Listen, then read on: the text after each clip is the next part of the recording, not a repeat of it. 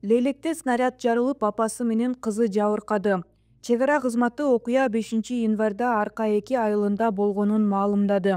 32 жаштагы келин 11 жаштагы кызы менен өздөрү жашаган үйдүн короосун жыйнап жатышкан. Алар жыйылып турган эски темирлердин арасынан белгисиз затты алып үйдүн жанындагы бетонго таштаган учурда ал зат кокусунан жарылып кеткен.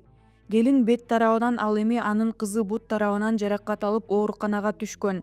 Учурда абалдары туруктуу экени кабарланды. Үйдүн тургуну 39 жаштагы АК өзүнүн берген көрсөтмөсүндө жардыруучу зат 2022 жылдын 16 сентябрында Тажикстандын агрессивдүү кол салуусунан улам калган болушу мүмкүн экендигин билдирген. Бул факты боюнча тийиштүү материалдар чогултулуп, экспертизалар дайындалып, текшерүүлөр башталды.